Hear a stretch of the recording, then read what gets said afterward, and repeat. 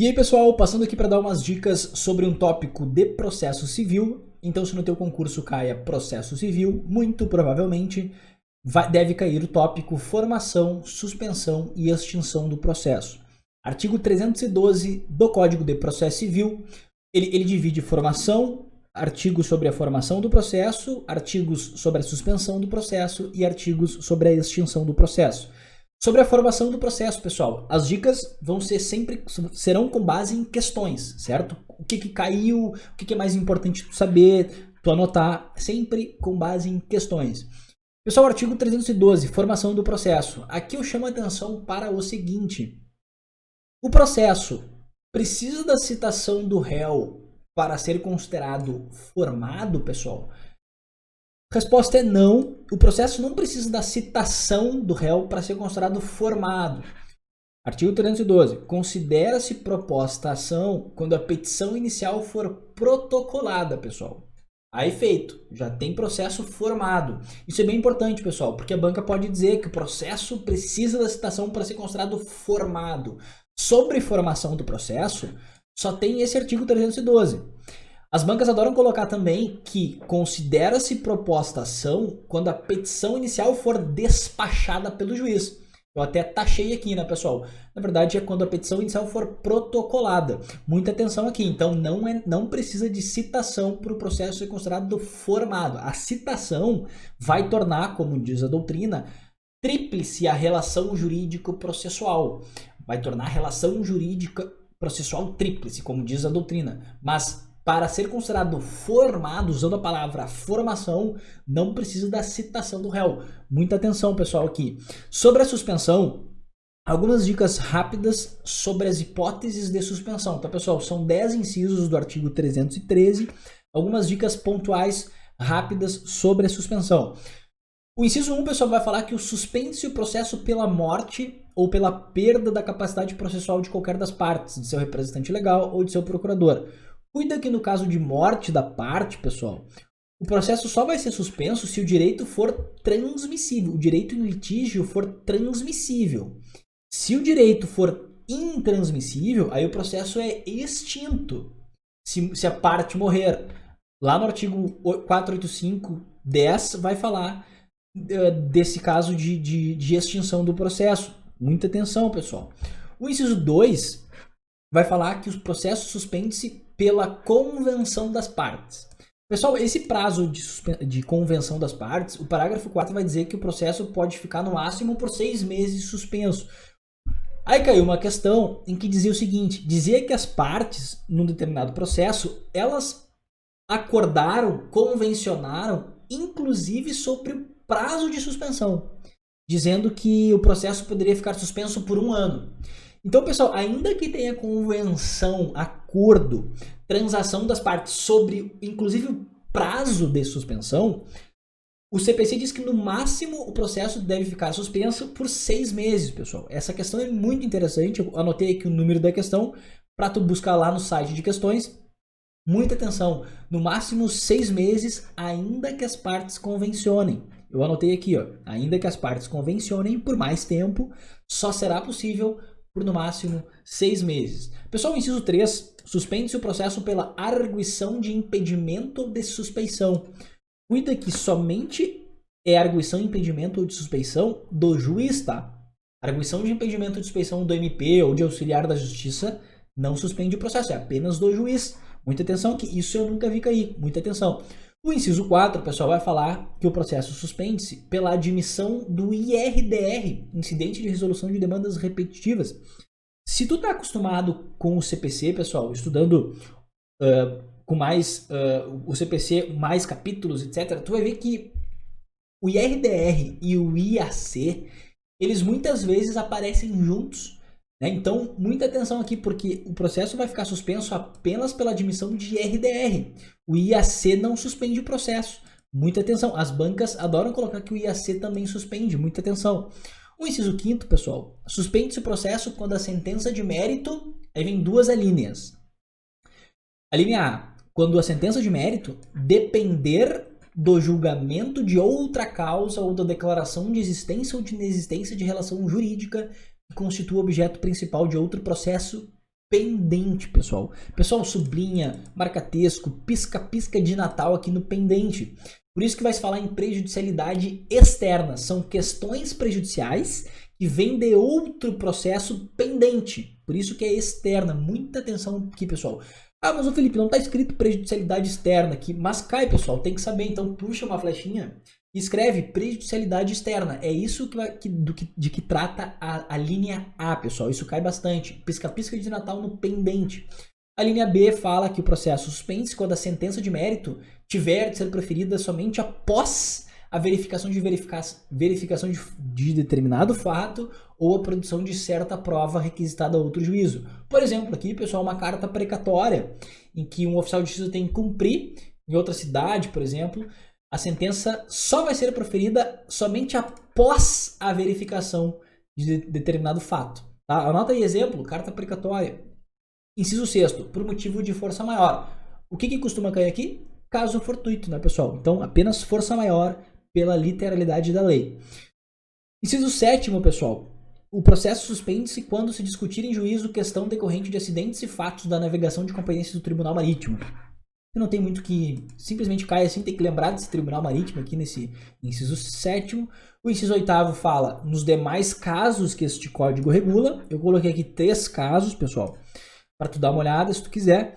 O inciso 9 vai falar pelo parto ou pela concessão de adoção, quando a advogada responsável pelo processo constituir a única patrona da causa. Se tiver mais de um advogado ou advogada, aí não vai suspender se um deles aconteceu o parto ou a adoção em relação a um deles. Tem que ser o único ou a única patrona da causa, pessoal. No caso de advogada, vai ser 30 dias, e no caso de advogado, vai ser 8 dias, quando ele tornar-se pai, também o único patrono da causa, pessoal. Se tiver mais de um, aí apenas ele sai do processo, mas o processo segue, não suspende. Cuida. Eu coloquei aqui uma observação, pessoal, que o recesso forense não suspende o processo, tá? Cuida, né? Ele suspende os prazos, ele não suspende o processo. Já caiu, pessoal. Os parágrafos, pessoal, eu não vou adentrar muito nos parágrafos, mas uma dica rápida e muito importante em relação ao primeiro e o segundo parágrafo, pessoal. O parágrafo primeiro vai falar que na hipótese do inciso 1, que é no caso de morte lá, ou perda da capacidade processual das partes, o juiz suspende o processo nos termos do 689. O 689 traz regras lá sobre a habilitação dos herdeiros, espólios, sucessores, entre outros. Pessoal, cuida do seguinte. O parágrafo primeiro vai falar isso e o parágrafo segundo vai dizer: não é juizada a ação de habilitação ao tomar conhecimento da morte. O juiz determinará a suspensão do processo. E observará o seguinte. Pessoal, cuida o seguinte. A suspensão, no caso de morte, pessoal, a suspensão do processo ela é imediata, pessoal. Ela tem efeito ex tunc, caso a decisão seja posterior. Então, nesse caso aqui da habilitação e tal, o parágrafo 2º vai dizer que não é juizada essa ação de habilitação ao tomar conhecimento da morte. O juiz determinará a suspensão do processo. Aí vai dizer assim, tá, então, ô Felipe, somente quando o juiz toma conhecimento que o processo é suspenso, ó, o juiz determinará a suspensão ao tomar conhecimento. Pessoal, aqui é a decisão de suspensão. Ela pode acontecer depois da morte, mas o processo é suspenso desde a morte, pessoal. Muita atenção nisso daqui, a suspensão é imediata. Eu vi que isso aqui acho que numa questão apenas. Esse é o tipo de questão que se cai, tu acerta, vai fazer tu galgar as primeiras posições do concurso, pessoal. Suspensão é imediata, ainda que a decisão seja posterior. Efeito ex tunc, pessoal. Muita atenção nisso daqui. Aí, pessoal, aí o parágrafo 2º tem essa regra, eu até coloquei a decisão de suspensão pode ocorrer depois, mas a suspensão é imediata desde a morte. Aí vai ter os incisos aqui, pessoal, tem que ter uma leitura bem atenta desses incisos. Cuida que aqui vai falar em sem resolução de mérito, o parágrafo 3º também vai falar em sem resolução de mérito. Já caiu, em que as bancas adoram colocar, já caiu com resolução de mérito, isso aqui tem que ter uma leitura atenta, não tem muito que, é mais ler mesmo, pessoal, ler várias e várias vezes.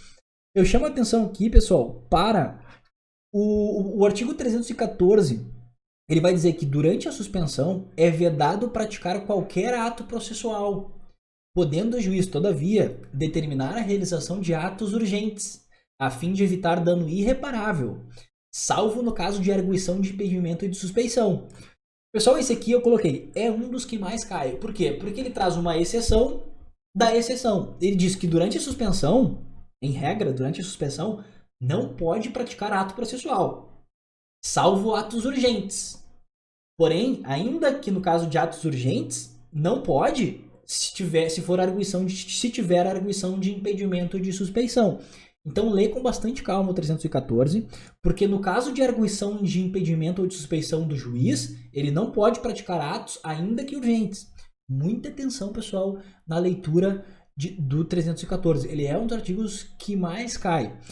O 315, pessoal, esse artigo aqui, mais pra frente eu faço um vídeo destrinchando esse artigo, porque ele tem uma leitura, dependendo da leitura que tu faz, ele se torna um artigo difícil para fins de acertar questões.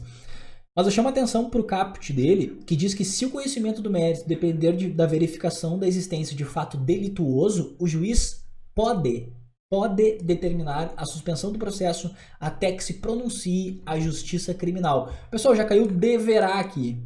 Tá? Eu coloquei o número da questão, então ele pode, já caiu deverá.